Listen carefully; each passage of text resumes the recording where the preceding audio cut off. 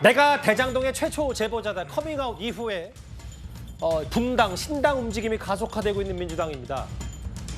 민주당은 대장동 수사를, 이재명 대표 측은 대장동 수사를 검찰 탄압으로 규정하고 있는 사이 이렇게 이낙연 전 대표 측근이 대장동 최초 제보자라고 본인 스스로 인정하면서 뇌관을 건드리는 것 같습니다. 화면부터 만나보겠습니다. 그런 문제가 있다라고 하는 정도는 사전에 공유되고 보고됐을 거라고 생각합니다. 사실관계가 이제 재판을 통해서 다 가려지게 될 것이고 그래서 이재명 대표의 무고함이 확실하게 드러난다면 그에 상응하는 뭐 사과라든지 정치적 책임은 져야 될 것이라고 생각합니다. 어쨌든 무고한 사람을 그런 의혹을 제기해서 수년간 시달리게 한 데 대해서는 도의적으로 마땅히 사과해야 되지 않겠습니까?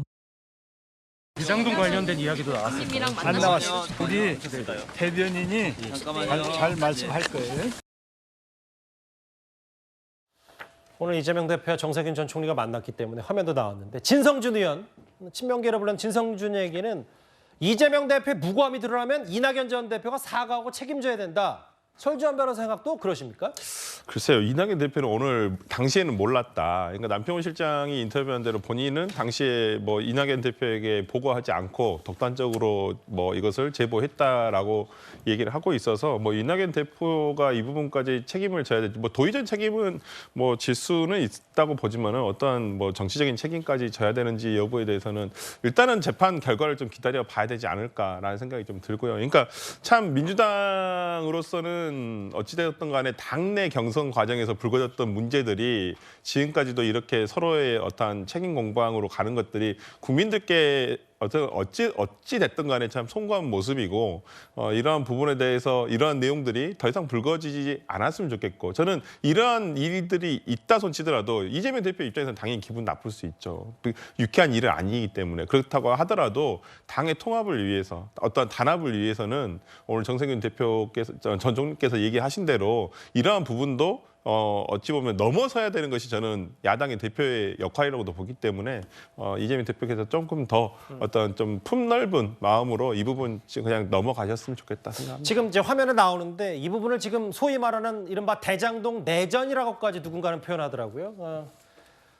이재명 대표가 다 죄 없음이 드러나면 그럼 이낙연 전 대표가 책임져야 된다는 얘기. 반면에 이낙연 전 대표 측은 제보자가 누가 됐든 무슨 의미가 있냐. 재판 결과를 기다려야 된다. 근데 이제 이민찬 부대변인 상대당으로 봤을 때 지금 이재명 대표 측의 민주당은 계속해서 대장동 의혹을 검찰의 강압 수사 탄압이라고 했는데 이게 마치 또 이낙연 전 대표 측이 최초 제보가 되면서 그 부분 좀 동력이 떨어진 것 같은 느낌도 들고요. 어떻게 판단하시겠어요? 저는 중대 범죄 혐의를 받는 당대표 한 명으로 인해서 민주당의 도덕성이 얼마나 후퇴했는지를 보여주는 단면이라고 저는 이게 생각을 합니다.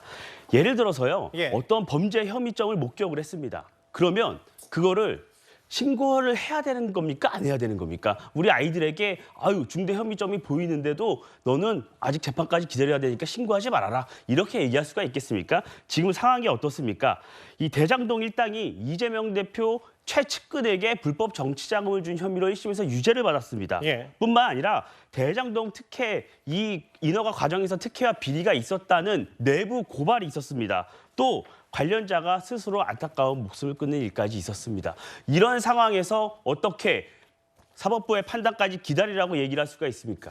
정치권은요. 도덕성이 생명입니다. 책임지는 모습을 보여야 돼요. 그렇게 요구를 해도 모자랄 판에 어떻게 이렇게 동료를 공격할 수가 있겠습니까? 이 무고함이 드러나면 책임지라. 이 전제 자체가 아직 민주당이 상황 인식이 제대로 하지 못하고 도덕성이 타락했다는 방증이고요. 민주당은 그동안 이 대장동이 이 검찰의 조작이고 이 수사다. 윤석열 정부가 만들어낸 것이다. 이렇게 주장을 해오지 않았습니까? 그런데 민주당 내부에서 제보로 시작된 것이라는 게 명명백백히 드러났습니다. 그러면 과거에 무책임한 정치 공세를 한 부분에 대해서는 사과를 하는 게 온당한 것 아니겠습니까? 지금이라도 마땅히 사과를 해야 한다고 생각합니다. 이제 이른바 친명 친낙, 이른바 명락대전에서 이제 돌아올 수 없는 강을 건넜다는 민주당 내부 평가도 많은데 정혁진 변호사님. 어제 이재명 대표에게는 본인이 이낙연 전 대표에게 수차례 뭐 연락도 하고 문자를 했는데 잘 연락이 안 된다는 취지 얘기했는데 조금 전에 들어온 얘기를 보니까 이낙연 전 대표 얘기는 이재명 대표에게 전화가 왔고 바로 문자를 드렸다.